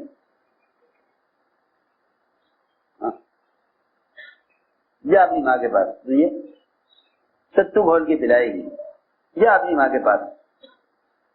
اتنی زیادہ احتیاط کی اجتماعی مال سے، اللہ اکبر، اتنی احتیاط حضرت عمر کا تقویٰ، اتنی زیادہ احتیاط کی اجتماعی مال سے کہ اگر شبہ بھی ہو جاتا کہ ہمارا نام استعمال ہوا ہوگا تو عمر رضی اللہ عنہ جو مال حضرت عمر کے نام سے آ جاتا اس کو بھی حضرت عمر بیت المال میں جمع کرا دیا کرتے تھے. سنو تو صحیح، ایک ملک سے ایک قاصد آیا حضرت عمر کے پاس. ایک ملک سے ایک قاصد آیا حضرت عمر کے پاس. جب واپس جانے لگا تو عمر رضی اللہ تعالیٰ عنہ کی بیوی کو خیال ہوا کہ یہ بادشاہ کی طرف سے قاصد آیا ہے، اب واپس جائے گا تو چلو میں امین کی بیوی ہوں، میں مسلمانوں کے بادشاہ کی بیوی ہوں، مجھے چاہیے کہ اس ملک کی ملکہ کو اور وہاں کے بادشاہ کی بیوی کو کوئی ہدیہ دے دوں. پیسے تھے نہیں پاس، پیسے تھے نہیں، تو انہوں نے حضرت عمر سے چھپ کر کسی سے قرض لیا. ارے سنو، حدیث کتا ہے، کسی سے قرض لیا، کہیں سے 1 دینار یا درہم قرض لے کر 1 دینار قرض لیا اور اس کا عطر منگوایا اور اس عطر کو شیشے میں بھر کے اس ملک کی ملکہ کے لیے ہدیہ بھیجا حضرت عمر کی بیوی کی طرف سے. چنانچہ اس کے بعد ہدیہ پہنچا کہ بھئی کہاں سے آیا، کہ وہ مدینہ منورہ سے حضرت عمر کی بیوی نے آپ کے لیے ہدیہ بھیجا. انہوں نے ملکہ نے، وہ تو بہت معمولی عطر تھا، وہ ظاہر بات ہے کہ ایک ملکہ کے لیے یہ عطر تو کوئی زیادہ قیمتی نہیں تھا، لیکن حضرت عمر کی بیوی نے بھیجا تو اس نے ہدیہ قبول کیا اور عطر نکال کے شیشیوں میں سے ان شیشیوں کے اندر بڑے قیمتی جواہر اور بڑے قیمتی موتی، بڑے قیمتی موتی اور جواہرات اس کے اندر بھرے شیشیوں میں، اور وہ حضرت عمر کی بیوی کے لیے ہدیہ بھیجا. کیا آپ نے ہمیں ہدیہ دیا؟ ہم نے آپ کو ہدیہ دیں. آپ نے ہمیں ہدیہ بھیجا ہے، ہم نے آپ کو ہدیہ دیں. اور ظاہر بات ہے کہ بھائی آپ کسی کو ہدیہ دیں گے وہ بھی آپ کو بدیے میں ہدیہ دے گا. اس کا حکم بھی ہے کہ کوئی تمہیں ہدیہ دے، تمہیں چاہیے کہ تم بھی کوئی ہدیہ دو، اس جیسا دو یا اس سے بہتر دو. حالانکہ مال کی تمام قسموں میں زکوٰۃ، صدقات، خیرات، یہاں تک کہ تجارت سے بھی جو مال کمایا جائے اس سے بھی زیادہ پاکیزہ ہدیہ کا مال ہے. اس سے بھی زیادہ پاکیزہ، سنو، ہدیہ کا مال اس سے بھی زیادہ پاکیزہ ہے. سب سے پاکیزہ مال ہدیہ کا مال ہے. کیوں؟ اس لیے کہ زکوٰۃ مال کا مین ہے، وہ مستحق کا حق ہے.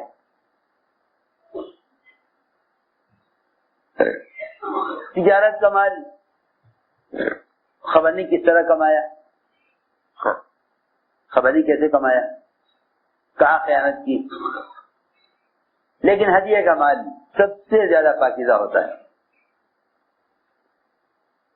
ہدیہ کا مال پاکیزہ ہوتا ہے، اور ہدیہ کا مال اس لیے افضل ہوتا ہے کہ وہ ایک مسلمان کے دل کو خوش کرنے کے لیے دیا جاتا ہے. استرضاء المسلم مقصود ہے ہدیہ سے، اور مسلمان سے محبت قائم کرنا اور محبت پیدا کرنا ہدیہ کا مقصود ہے. ہدیہ کا مقصد ہے مسلمان سے محبت پیدا کرنا، کہ ہدیہ دو تاکہ محبتیں پیدا ہوں. ان سارے فضائل کے باوجود جب وہاں سے جواب میں ہدیے میں جواہرات اور موتی اور ڈائمنڈ وہاں سے آئے. سنو تو صحیح، حضرت عمر کی بیوی وہ بسترے پر کپڑا بچھا کر اور اس کے اوپر سارے موتی اور وہ جواہرات انڈیل کر شیشیوں سے دیکھ رہی تھی. وہ چمک رہے تھے قیمتی موتی، لاکھوں درہم کے دینار کے کتنے کے ہوں گے. ابھی وہ انہیں الٹ پلٹ رہی تھی اور دیکھ رہی تھی. حضرت عمر داخل ہو گئے گھر میں. پوچھا کیا کر رہی ہے، کیا ہے؟ کہنے لگی کہ ہاں میں نے وہاں کی ملکہ کو ادھر بھیجا تھا، اس نے جواب میں مجھے ہدیے میں یہ بھیجا ہے. خوش ہو رہی تھی دیکھ کر. حضرت نے فرمایا کتنے کا آیا تھا ادھر؟ کہ ادھر اتنے کا آیا تھا. عمر رضی اللہ تعالیٰ نے بیوی سے، حالانکہ وہ ان کے لیے ہدیہ آیا تھا، لیکن حضرت عمر نے سارے جواہرات لیے اور بازار میں بکوائے. اس کی قیمت لگی اور وہ جتنی قیمت بنتی تھی وہ ساری قیمت لے کر بیت المال میں جمع کرا دی. اپنے پاس سے جتنے پیسے کا عطر آیا تھا اتنے پیسے بیوی کو دیے کہ تم نے قرض لیا تھا وہ قرضہ ادا کر. تم نے جو قرض لیا تھا نا عطر خریدنے کے لیے، وہ قرضہ ادا کر دو. اور یہ مال جتنا بھی ہے، کیونکہ حضور اکرم صلی اللہ علیہ وسلم اپنے گورنروں سے اور مال سے اور زکات چکانے والوں سے کہا کرتے تھے کہ تم اپنی ماں کے گھر بیٹھ کر دیکھو تمہیں ہدیہ کون دیتا ہے. تمہیں تو ہدیہ اس لیے ملا ہے کہ تمہیں ہم نے بھیجا ہے، تمہیں ہم نے بھیجا ہے اس لیے ہدیہ ملا ہے، تمہیں ہم نے بھیجا ہے اس لیے ہدیہ ملا ہے. اپنی ماں کے گھر بیٹھ یہ کام چھوڑ کر، اپنی میاں کے گھر بیٹھ یہ کام چھوڑ کر پھر دیکھیں کہ یہ ہدیہ کون دیتا ہے. تمہیں نے یہ فرمایا کہ ہدیہ تمہیں اس لیے ملا ہے کہ تم ہماری بیوی ہو اور ہم سارے مسلمانوں کے امیر ہیں، اس لیے اس میں تمہارا کوئی حق نہیں ہے. ہماری بیوی ہو. عام عورت کوئی ہوتی تو اس کے لیے ملکہ کی طرف سے اتنا بڑا ہدیہ نہ آتا. تم ہماری بیوی ہو اس لیے ہماری وجہ سے تمہارے لیے اتنا بڑا ہدیہ آیا ہے. لہذا اگر آخرت میں جنت چاہتی ہو تو پھر چاہیے کہ ہمارے اس عہدے کو اور ہمارے اس منصب کی وجہ سے جو مال آیا ہے اس مال کو زیادہ خرچ نہ کرو. سارا مال بیت المال میں جمع کرا دیا مسلمانوں کے اور اپنے پاس سے 1 دینار دیا اپنی بیوی کو اور کہا تم نے قرضہ لیا تھا خریدنے کے لیے اس کو دے دو. یہ ہے عمر کا کہ توقع کے واقعات ہیں.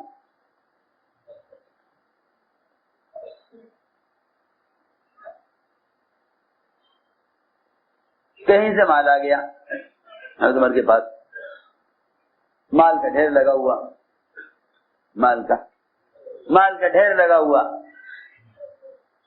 ادھر مال آیا اور ادھر عمر کا پوتا عبداللہ ابن عمر کا بیٹا، حضرت عمر کا پوتا ادھر سے چلتا ہوا آ رہا تھا، بہت لڑکھڑاتا ہوا، گرتا ہوا، بہت کمزور. حضرت عمر نے فرمایا یہ کس کا بچہ ہے؟ یہ کس کا بچہ ہے اتنا کمزور؟ حضرت عمر کا پوتا تھا. فرمایا کس کا بچہ ہے اتنا کمزور، ایسا حال ہو رہا ہے اس کا.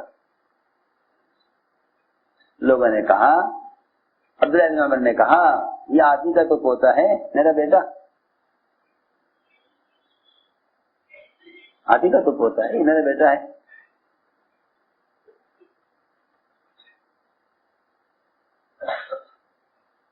حضرت عمر نے فرمایا یہ اتنا کمزور کیوں ہے؟ اسے تم کھلاتے پلاتے نہیں ہو، اس کے کھانے کا خیال نہیں کرتے. حضرت عمر نے کہا کہاں سے کھلائیں؟ مال جتنا آتا ہے آپ خرچ کر دیتے ہیں دوسروں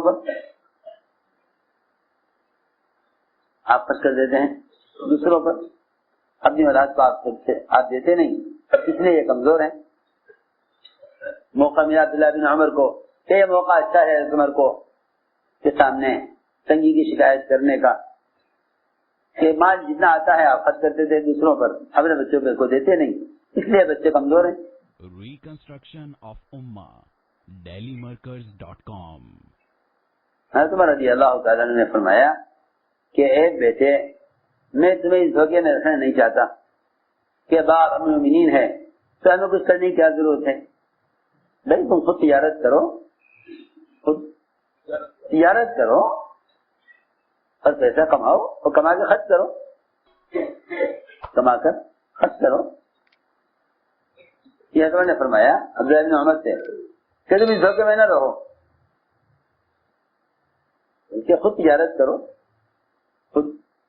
خود تجارت کرو، کماؤ، کما کے خرچ کرو۔ عبداللہ بن عمر کو خیال ہوا کہ ہاں تجارت کریں، کیسے تجارت کریں کہ جس سے دعوت کے کام کے لیے فارغ بھی رہیں اور کوئی آمدنی کا ذریعہ بھی ہو جائے،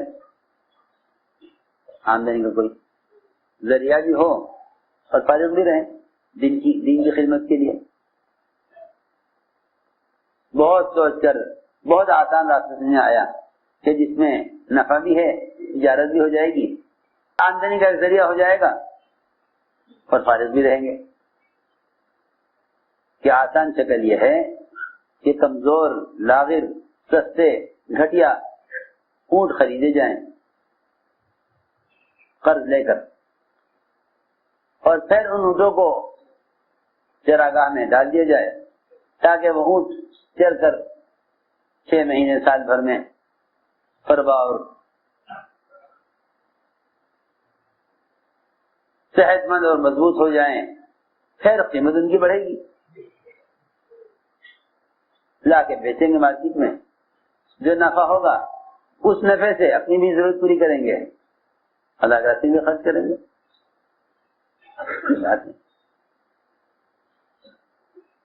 اس خیال سے عبداللہ بن عمر نے کہیں جب قرض پیسے لیے سستے اونٹ خریدے اور ان کو چراگاہ میں ڈال دیا چرنے کے لیے۔ کچھ عرصہ گزرا کہ اونٹ بہت اچھے، فربا، صحت مند، اب اللہ کی زمین سے چرا انہوں نے، بڑے ہو گئے، موٹے تازے اونٹ۔ عبداللہ ابن عمر اونٹوں کو لے کر آئے بازار میں بیچنے کے لیے، ادھر اونٹ آئے بازار میں، ادھر عمر بھی چلے گئے بازار میں، اس لیے کہ ہر جگہ خبر رکھتے تھے کہ کہاں کیا ہو رہا ہے۔ دیکھا کہ ایک طرف بڑے عمدہ، بڑے صحت مند، اونچے اونچے اونٹ کھڑے ہوئے ہیں جن کی صحت اور جن کی کا جو ہے فربا باقی اونٹوں سے اچھے ہیں۔ حضرت عمر نے جا کے بڑی تعریف کی اونٹوں کی اور کہا واہ واہ، یہ اونٹ کس کے ہیں؟ اتنے عمدہ اونٹ کس کے ہیں؟ عبداللہ بن عمر دوڑتے ہوئے آئے، کہا ہاں ابا جی یہ میرے اونٹ ہیں، آپ نے کہا تھا نا مجھے کہ تجارت کرو، تو میں نے پھر یہ کام شروع کیا ہے اور یہ میرے اونٹ ہیں، میں نے سستے خریدے تھے، پھر چراگاہ میں ڈال دیے تھے، پھر یہ اونٹ۔ حضرت عمر نے فرمایا کہ عبداللہ بن عمر سے، بیٹے میں دیکھ رہا ہوں کہ مہاجرین کے اور انصار کے اونٹ ہلکے ہیں، تمہارے اونٹ زیادہ بھاری ہیں۔ انصار مہاجرین کے اونٹ ہلکے ہیں وزن میں، تمہارے اونٹ زیادہ بھاری ہیں۔ ایسا معلوم ہوتا ہے کہ میری وجہ سے تمہارے اونٹوں کا خیال زیادہ کیا گیا ہوگا، میری وجہ سے تمہارے اونٹوں کا خیال زیادہ کیا گیا ہوگا۔ تو بھائی حضرت کے بیٹے کے اونٹ ہیں، ان کا ذرا زیادہ خیال رکھنا، کھلانے میں، پلانے میں، چرانے میں، اچھی جگہ چرایا جائے، ان کو اچھا کھلایا جائے، کیونکہ حضرت کے بیٹے کے اونٹ ہیں۔ تو میرا خیال یہ ہے کہ میرا نام استعمال کیا گیا ہوگا اور میری وجہ سے تمہارے اونٹوں کا خیال زیادہ کیا گیا ہوگا، اس لیے ایسا نہ ہو کہ مسلمانوں کا کہ مال میں خیانت ہو جائے، لہذا تم یہ اونٹ بیچو اور جو نفع حاصل کرو وہ سارا نفع بیت المال میں جمع کرا دو، اور جس قیمت سے تم نے اونٹ خریدے تھے وہ قیمت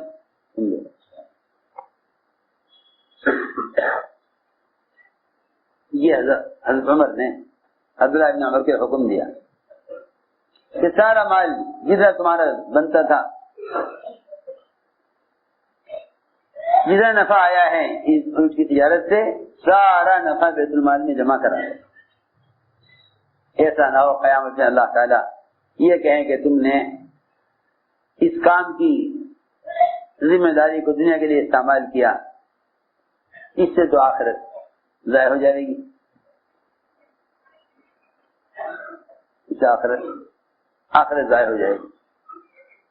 یہ تھے تقوی والے کہ ان کو تجارت میں، زراعت میں، حکومت میں، عہدوں میں، گورنری میں جہاں چاہو رکھو، یہ تقوی کی وجہ سے ہر لائن میں پار اتریں گے. اسے میں نے عرض کیا کہ چاہے کام دین کا ہو یا دنیا کا، کوئی کام اللہ کے یہاں تقوی کے بغیر قبول نہیں ہے. کوئی کام تقوی کے بغیر قبول نہیں ہے. انما يتقبل الله المتقين، اللہ تعالی ڈرنے والوں کے عمل کو قبول فرماتے ہیں.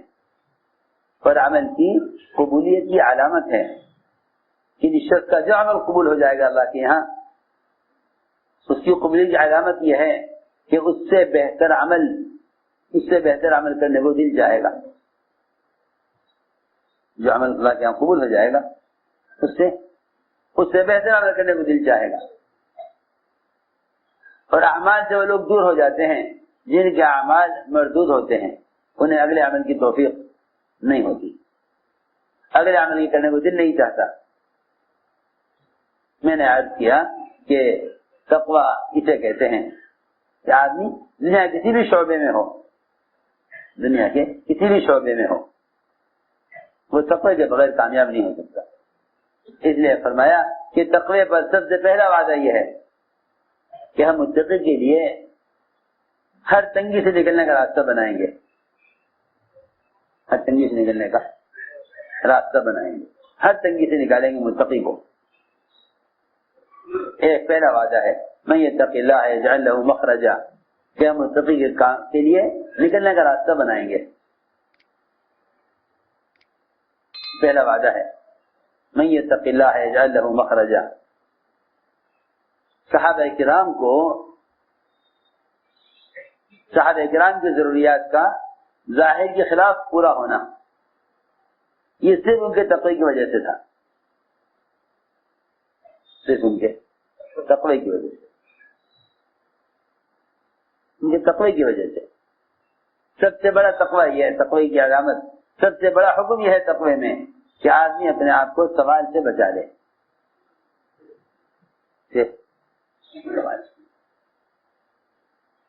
تقوی لباس التقوی ذالک خیر، لباس التقوی ذالک خیر، کہ سب سے بڑا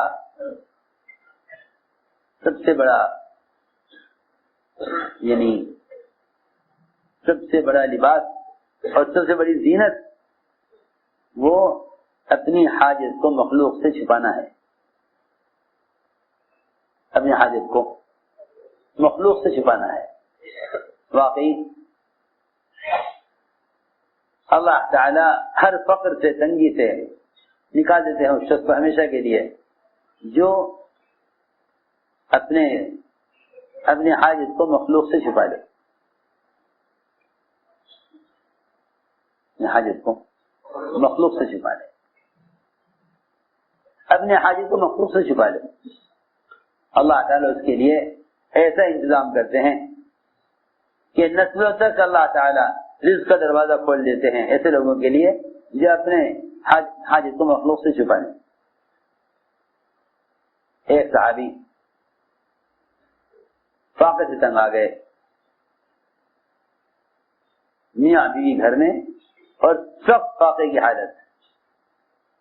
یہ تنگ آ کر نکلے گھر سے بھوک کی شدت میں. بیوی کو خیال ہوا ایسا نہ ہو کہ باہر نکل کر سوال کر دیں کسی سے. تو بیوی نے اپنے گھر کے فقر کو چھپانے کے لیے اور سوال سے بچنے کے لیے چکی چلانی شروع کر دی. حالانکہ گھر میں کوئی دانا پیسنے کو نہیں تھا. آواز چکی کی سنیں گے پڑوسی تو سمجھ لیں گے کہ ان کے گھر میں آٹا پس رہا ہے، لہذا ان کو ضرورت نہیں ہے. یہ کہ آگ جلا دو تندور میں تاکہ دھواں اٹھے تو پڑوس کے لوگ یہ سمجھیں کہ کھانا پک رہا ہے. چنانچہ انہوں نے یہی کیا. ادھر شوہر نے دیکھا کہ میرے گھر سے دھواں اٹھ رہا ہے تو سمجھا کہ آگ لگ گئی. کیا ہوا؟ پکانے کو تو کچھ گھر میں ہے نہیں. روایت میں ہے یہ پلٹ کر واپس آئے تو دیکھا کہ چکی سے آٹا نکل رہا تھا، چکی سے آٹا نکل رہا تھا اور سارا تنور بکرے کی چاپوں سے بھرا ہوا تھا. تیار بکرے کی چاپیں بھنی ہوئی، سارا تنور بھرا ہوا بکری چاپوں سے اور چکی سے آٹا نکل رہا. جب آٹا ضرورت کے بقدر ہو گیا، آٹا جب ضرورت کے بقدر ہو گیا تو روایت میں ہے کہ انہوں نے چکی کا پاٹ اٹھا دیا. چکی کا پاٹ اٹھا دیا. چکی خود چل رہی، آٹا نکل رہا. کیونکہ جو لوگ یہ سمجھتے ہیں کہ زمین اللہ کی قدرت سے غلہ لینے کے لیے ہے، ایسے لوگ اللہ کے اور اللہ سے لینے والے اعمال کے محتاج نہ ہو کر زمین کا محتاج ہوں گے. جو سمجھیں گے کہ اللہ کی قدرت یہ ہے کہ زمین سے غلہ نکلے، یہ تو قدرت کے تعارف کے لیے ہے، قدرت سے کہیں بڑھ کر ہے. وہ بغیر غلے کے غلہ نکالیں چکی سے، وہ بغیر آٹے کے مٹی کو آٹا بنانے. اللہ تعالی کی قدرت شکل سے بنانے میں بھی استعمال ہوتی ہے اور شکل کے بغیر بھی اللہ تعالی قدرت کو استعمال کرتے ہیں. اس زمانے میں تو لوگ سمجھتے ہیں کہ اللہ تعالی کی قدرت محض شکلوں تک محدود ہے. اللہ تعالی کی قدرت شکلوں تک محدود ہے، حالانکہ ایسا نہیں ہے. اللہ رب العزت کی قدرت شکل کی پابند نہیں ہے، شکل کی پابند نہیں ہے، سبب کی پابند نہیں ہے. یہ خیال غلط خیال ہے کہ اللہ نے اسباب بنائے ہیں، تم اسباب استعمال کرو، پھر اللہ سے امید کرو، پھر اللہ کر دیں گے. جو لوگ اللہ تعالی سے امید کرتے ہیں اسباب کے راستے سے وہ اصل میں نا امید ہیں، اور جو اللہ تعالی سے امید کرتے ہیں اعمال کے ذریعے سے وہ اصل پر امید ہیں. اس لیے کہ حاجت کا پورا ہونا کامیابی نہیں ہے، حکم کا پورا ہونا کامیابی ہے. حاجت کا پورا ہونا کامیابی نہیں بلکہ حکم کا پورا ہونا کامیابی ہے. تو میں نے عرض کیا کہ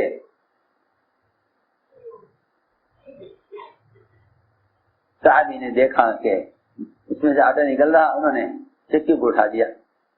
صبح کا آ کے عرض کیا کہ جی کل تو ہمارے ساتھ ایسا ہوا.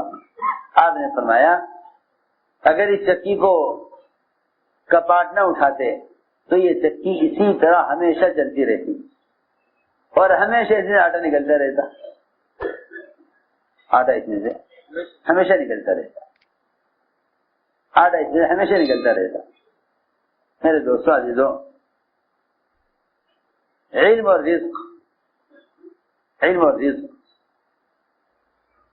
رزق یہ دو چیزیں اللہ تعالی کی طرف سے بے شمار ملتی ہیں بشرطے کہ تقویٰ ہو. واقعی تقوی پر ان دونوں سے بڑھانے کا وعدہ ہے، تقوی ان دونوں کا بڑھانے کا وعدہ ہے، علم اور رزق. ہم رزق بڑھا دیں گے تقوی والوں کا. ایک صحابی نے سوال کیا اور یہی دو سوال کیے کہ میں اللہ سے مال چاہتا ہوں اور علم چاہتا ہوں. صحابی نے سوال کیا آپ سے کہ میں مال چاہتا ہوں اور رزق چاہتا ہوں، مجھے علم چاہتا ہوں، مال اور علم چاہتا ہوں. فرمایا کہ تم تقوی اختیار کر لو سب سے بڑے مالدار ہو جاؤ گے، اور تقوی اختیار کر لو تم سب سے بڑے عالم ہو جاؤ گے.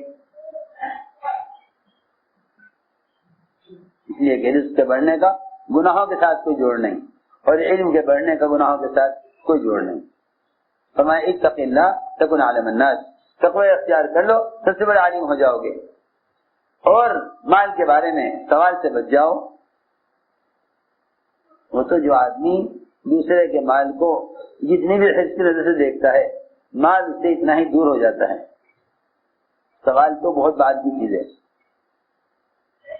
اشراف سے ہی مال کی برکتیں اٹھا لی جاتی ہیں.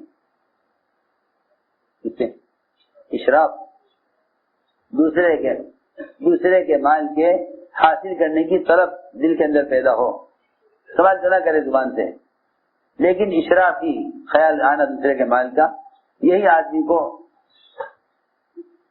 کو برکت سے محروم کر دیتا ہے. تو میں نے عرض کیا پہلا وعدہ یہ ہے، یہ تقوی اختیار کرے گا ہم اس کو ایسی راستے سے دیں گے جہاں اس کو گمان خیال نہیں پہنچے گا. دوسرا وعدہ یہ ہے کہ جو آدمی تقوی اختیار کرتا ہے ہم ان کو کم اسباب میں زیادہ دیتے ہیں. دیکھو تو صحیح، سب سے بڑے بھوکے صحابہ میں ابو ہریرہ رضی اللہ تعالیٰ عنہ، سب سے بڑے عالم حدیث کے، سب سے بڑے فقیر، سب سے بڑے محدث. یہ تو نہیں کہ مال ہو جو علم ہو، بلکہ جو مالدار صحابہ تھے وہ یہ کہا کرتے تھے کہ ہمیں مال کی مشغولی نے اور تجارت کی مشغولی نے علم سے محروم کر دیا. اللہ اکبر. عمر رضی اللہ تعالیٰ عنہ اس درجے کے عالم ہیں کہ اگر ساری دنیا کے علماء کا علم ایک پلڑے میں رکھا جائے ترازو کے، اور صرف حضرت عمر کا علم ترازو کے ایک پلڑے میں ہو، حضرت عمر کا علم سارے علماء کے مقابلے میں زیادہ ہوگا. سارے اہل زمین ان سب کا علم اگر ترازو کے ایک پلڑے میں ہو، حضرت عمر کا علم ایک پلڑے میں ہو، تو عمر کا علم زیادہ ہوگا. حضرت عمر خود فرماتے تھے کہ اس دوستی غلام ابو ہریرہ نے تو، اس دوستی قبیلے دوست کے تھے، اس دوستی غلام ابو ہریرہ نے تو تھوڑی مدت میں اتنے حدیثیں یاد کر لی، پر لیکن ہمیں بازار کے چکروں نے اور بازار کی مشغولی نے ہمیں تو علم سے مشغول کر دیا. یہ دوستی غلام 24 گھنٹے آپ کے دروازے پڑا رہتا تھا علم کی طلب میں. دیکھو تو صحیح، علم سے بڑھ کر اللہ کے خزانوں سے فائدہ اٹھانے کا اور کوئی ذریعہ نہیں. کیونکہ جتنے بھی اعمال اللہ کی ذات سے فائدہ اٹھانے کے ہیں ان سارے اعمال کی حقیقت ہی علم سے ہے. پھر علم سے بڑھ کر اور کون سا ذریعہ ہو سکتا ہے اللہ کے خزانے سے فائدہ اٹھانے کا؟ لیکن اس زمانے میں جب آدمی علم کو بیچنے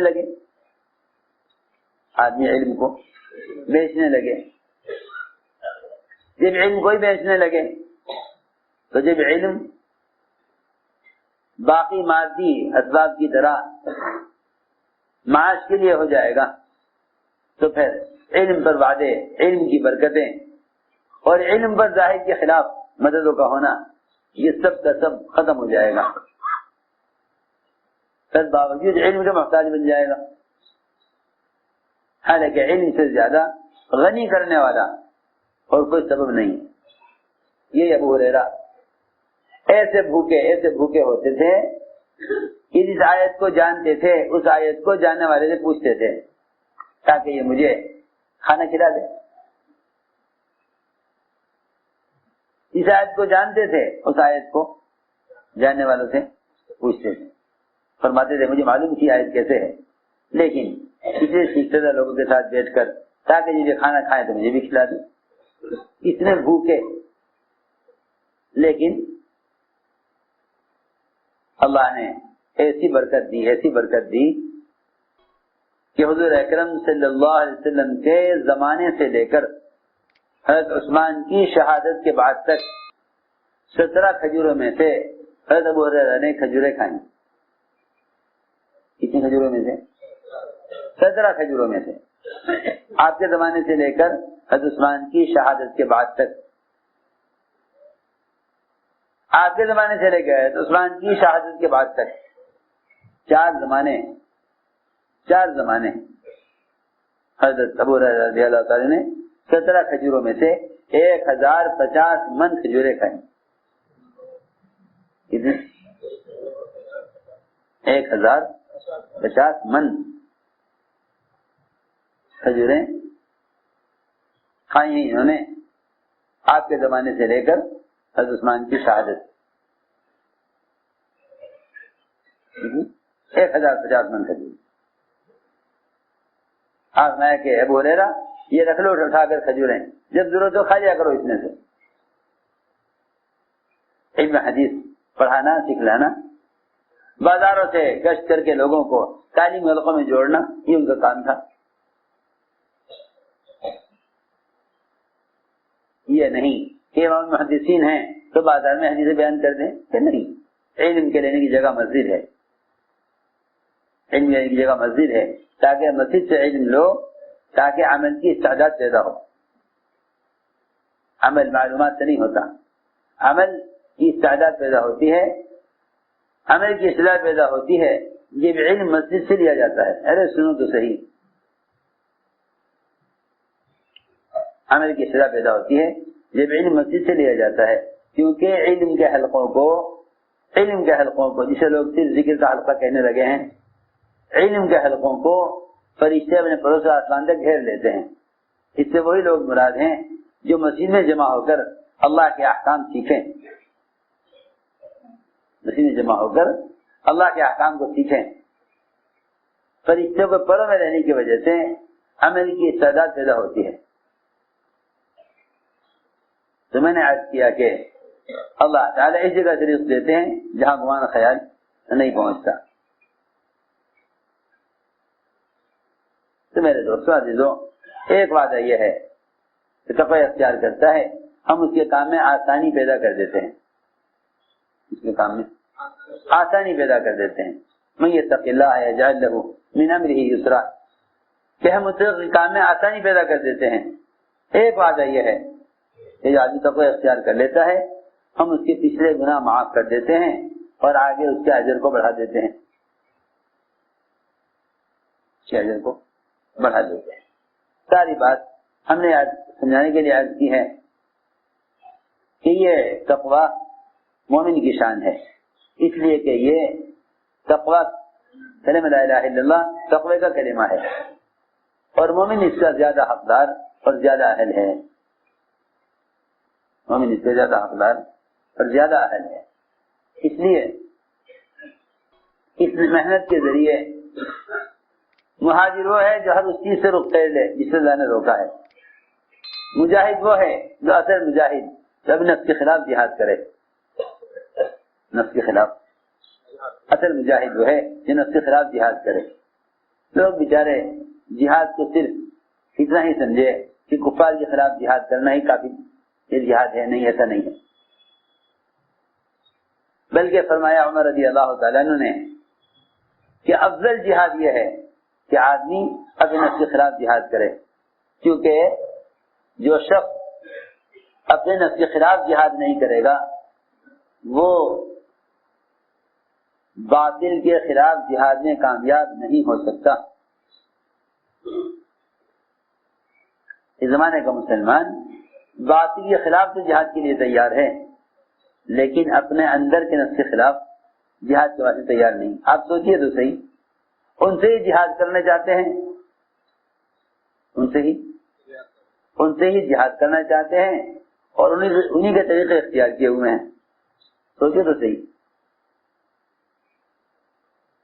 تجارت ان کے طریقے پر، لباس ان کے طریقوں پر، سارا نظام ان کے طریقوں پر، اور جہاد کریں گے اس لیے تاکہ وہ اسلام میں آ جائیں.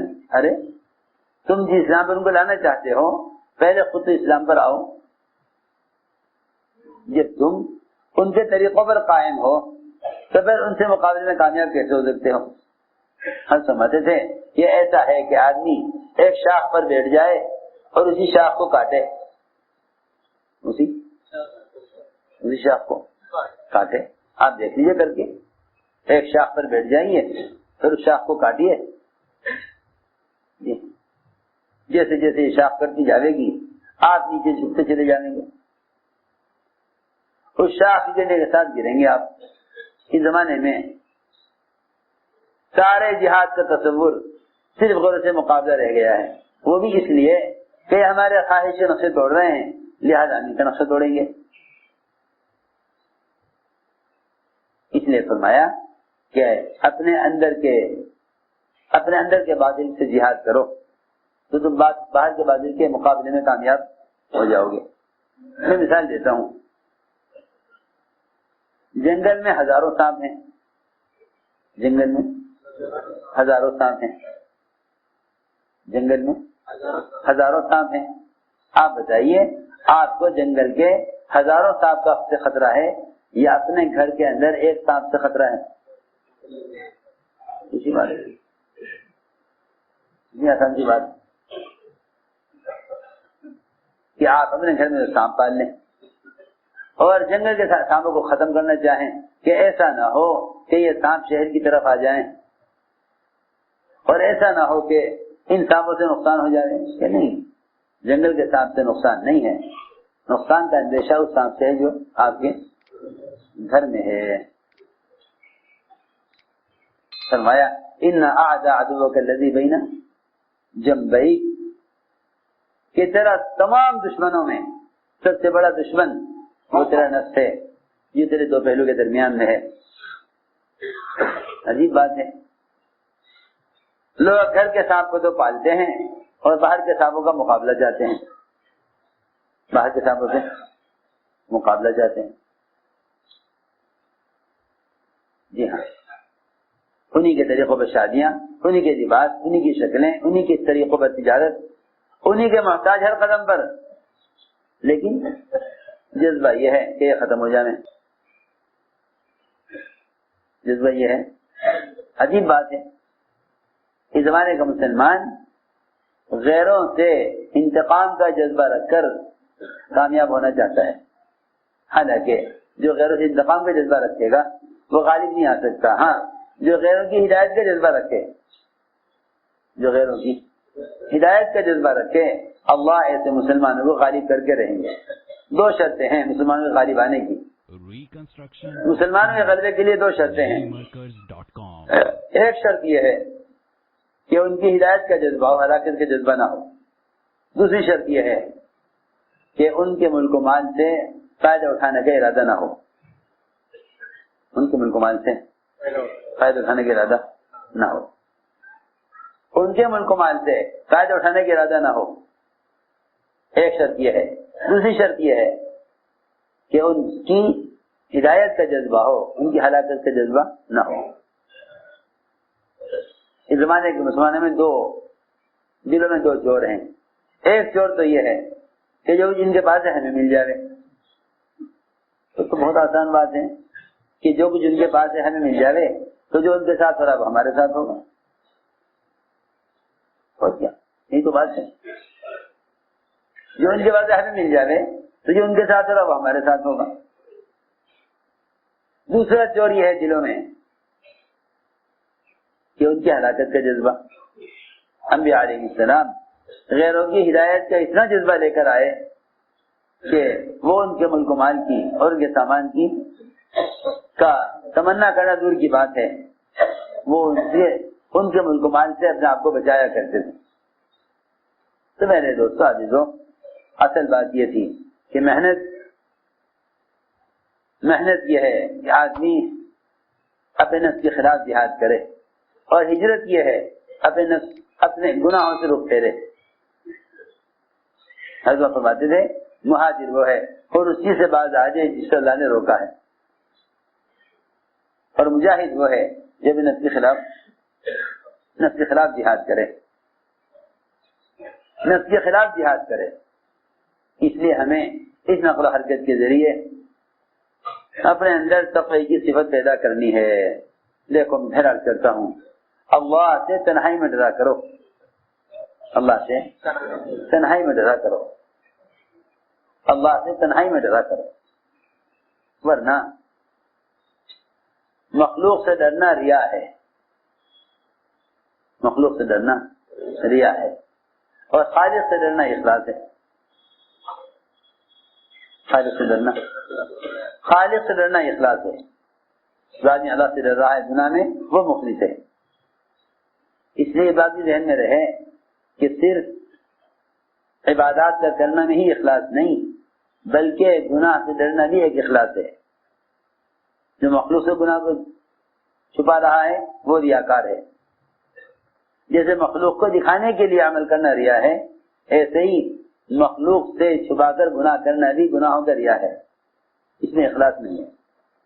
مخلص تو وہ ہے جو اپنے گناہ کے کرنے میں اللہ سے ڈرتا ہو، گناہ کرنے میں اللہ سے ڈرتا ہو۔